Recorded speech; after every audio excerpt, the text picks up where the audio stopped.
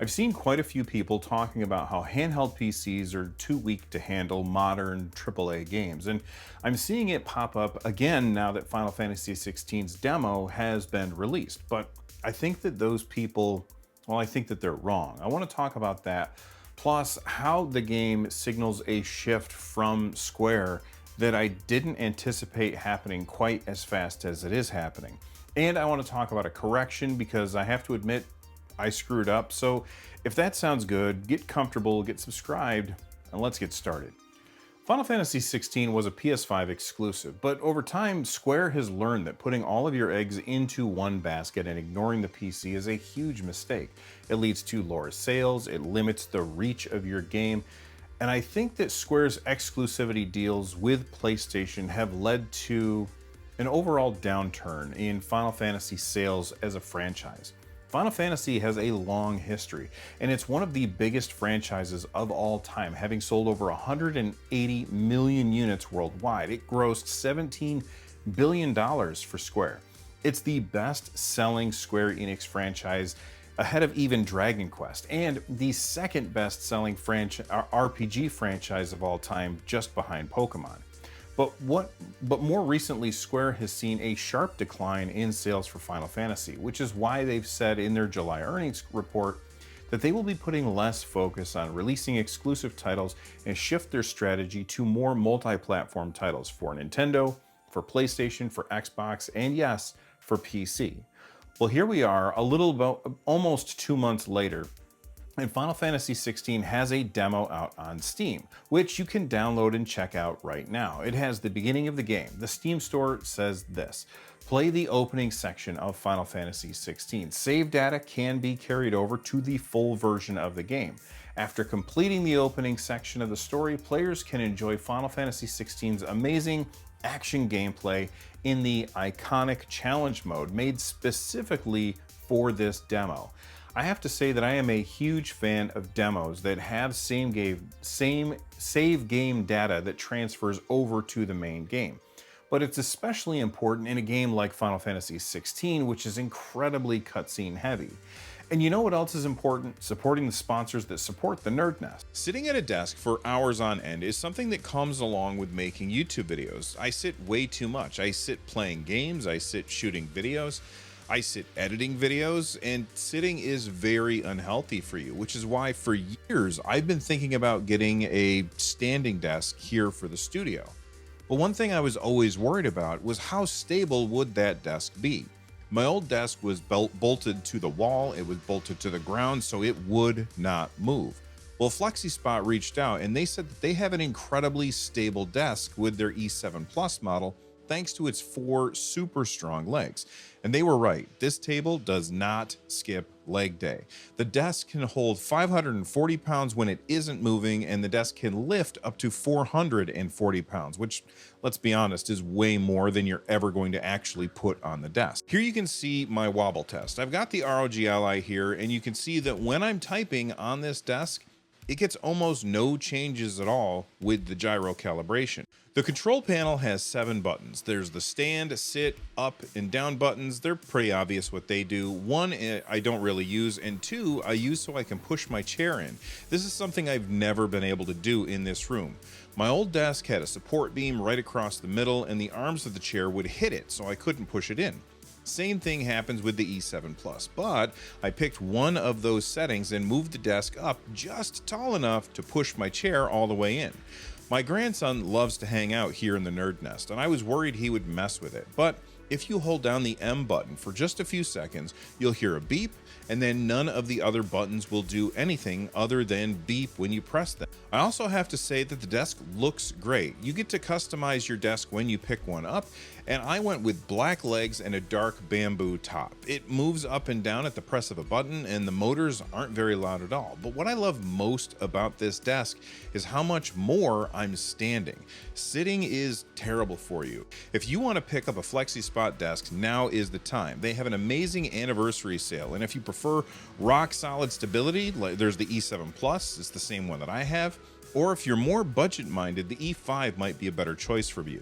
And you can get even more savings by using the exclusive promo code down in the description. So click that FlexiSpot link and save your wallet and save your back. Back to what I was saying. Right now, the demo isn't getting the praise that I think Square was hoping for. Currently on Steam, it's got mixed reviews, which honestly, it doesn't really surprise me, as Square has always been pretty bad with PC ports, and that's what most of the complaints seem to be about.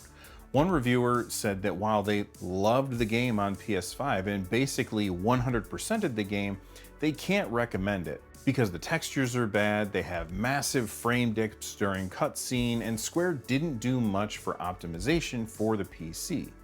They said this isn't Square Enix's worst port, but a game this ambitious and good should be treated better. $50 for standard and $70 for complete won't do this game justice if the game looks this awful and the cutscenes in a story-heavy game are this poorly optimized. Another review said that the game is also missing some features that should be on PC, notably that there is no ultra-wide support. The game ought to support any resolution that Windows does, and currently that is not the case. Graphics options are also more limited than they would like. There are no quality options for SSR or SSAO, for example, only toggle. I ran the demo on my laptop, which has a mobile 4090 chip, and while the gameplay was locked at 60 frames for me, quickly switching back and forth between cutscenes limited to 30 frames per second is very frustrating. I didn't spend as much time playing it as I've already played the game on PS5, and I didn't really want to start over, so it could get worse later in the game. But I also launched the game on my favorite handheld PCs, namely the Steam Deck, the ROG Ally X running Bazzite, and the Lenovo Legion Go running Windows. I ran the intro of the game with the same settings on all three. Graphics preset to low, 720p. Let's start with the Steam Deck. The intro scene with Ifrit fighting Phoenix ran at about 20 frames per second, with the highs around 37 and lows down to like 12. Then I loaded up the Lenovo Legion Go. Same settings, 720p, low presets, and I will say that the Legion Go gave me a pop-up saying that my drivers were incompatible with the game, but the game launched just fine. Just to be safe, I made sure I had updated everything, and then I ran it again, and I still ran into the same issue. This was the worst experience of the three. I think it's probably because I don't have pre-cached shaders on Windows. I would hit moments of the game where it was absolutely just frozen and nothing was happening, and then the Legion Space Monitor would tell me that the game needed to be in full screen. The frames per second would go all the way from up to 50 down to single digits. Hopefully whatever driver incompatibility is happening on the Legion Go can be solved so that people can play this game on their favorite device. Because it's running on the same chipset with 50% more RAM, the ROG Ally X ran the game at the best frame rates, but it wasn't without its issue. Once again, same settings, this time on the Ally X, and the frame rate was easily playable, with the lowest numbers in the low 30s. This means you could easily lock this to 30 frames per second and have a nice, stable frame time graph, which is important for an action game like this. But there were huge graphical glitches with textures popping in and out of existence. Honestly, I would say it's an unplayable mess, and there's no way that I would ever play Final Fantasy XVI looking like it did on the ROG Ally running Bazzite. And that's an important point. I'm running Bazzite on the ROG Ally X, so perhaps using a different Proton version will fix that. I'll let you know in the future if I figure something like that out. But this brings me to one of the main points that I wanted to talk about today. I think a lot of people will look at this and say, see, the current AAA games can't run on lower power PC handhelds, but I don't think that that's necessarily true. I think that this is more of a case of poorly optimized port, which is par for the course for Square Enix. This isn't their worst port, and it certainly isn't their best port either. One thing that I will say is that I do appreciate that Square put out a demo at all. That way people can test how games are going to run on their systems, or if it's a game that, appeals to them before they fork over $50 for a game that they may end up regretting that purchase later. By the way, I just wanted to say a huge thank you to everyone that's been subscribing to the channel recently. I've recently hit 70,000 subscribers, and it's absolutely crazy to think that the 100,000 milestone is actually within reach. So A huge thank you to everyone that subscribes, clicks the like button, leaves comments. All of those things help the channel grow, and I really do appreciate. Speaking of comments, I have a quick correction. Black Myth Wukong put out a benchmark utility. I ran it on my ROG Ally X and I had horrible results. Well, I mentioned this in a video and a bunch of you told me that you were having much better results than I was, so I was really confused by that. I ended up reinstalling it and I checked and I found my mistake. If you're running Bazite on an ROG Ally X or an ROG Ally, one of the things that gets installed alongside Bazite is this program called Handheld Daemon. Handheld Daemon allows you to adjust a bunch of things about the Ally X. You can change which controller the operating system will see your system as. You can change TDP settings. You can change a bunch of different stuff. Well, when I was experimenting with Handheld Daemon, I had limited the ROG Ally X to just 9 watts of power, which is why my numbers were so low on Black Myth. Changing your TDP in Handheld Daemon doesn't actually show up when you press the quick access menu to see that on Steam, which means when I looked at Steam, it didn't tell me that I was running it wasn't telling me that I had limited my TDP. So after fixing that, and then I ran the benchmark again, I got much better frame rates. Low settings, 720p, Ally X had an average frame rate of 64, a maximum of 91, and a minimum of 26. I spoke to my friend Rich, aka Fan the Deck. He ended up buying the game and has been trying it on the Ally X as well as the Steam Deck. He said that he was getting frame rates of around 30 with some big hitches. A lot of hitches that he's seeing can usually be attributed to shaders compiling in real time. For those of you that aren't aware, let me explain what shaders are, and if you are, stick around, let me know if I get it wrong. In the simplest terms, a shader is a program that does something in the game. The game gets ready to do that thing that it has to do, and so it compiles or runs that shader right then. That is, unless you've already compiled that shader once, in which case you don't have to do it again, it just goes and gets that data. That means that the game will run without a hitch if you've already run that. Rich was seeing that hitching and it seemed to him that looked like shader compilation. But what's strange about this is that there are pre-compiled shaders that you can get from Valve if you're playing on Linux, which means that shouldn't be happening. In fact, when Elden Ring was released, essentially alongside the Steam Deck, one of the things that made it Valve's pre-compiled shaders made the Steam Deck one of the best places to play because you didn't get those graphical hitches every time a shader was running for the first time. But back to Black Myth. When you run the game Black Myth, not Elden Ring, when you run Black Myth for the first time, it has shader compilation as well. So first off, you have shaders coming from Valve and shaders compiling before you run the game.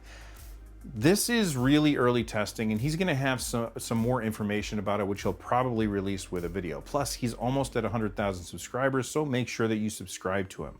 I also checked out a video from Steam Deck HQ. He has a performance review where he changed the UMA buffer size and increased it to 4 gigabytes. He also ran cryo utilities, and then he limited the game to 30 frames per second at a low preset with FSR, and this gave him a more stable 30 frames per second on the Steam Deck. There's a link to his full video down below.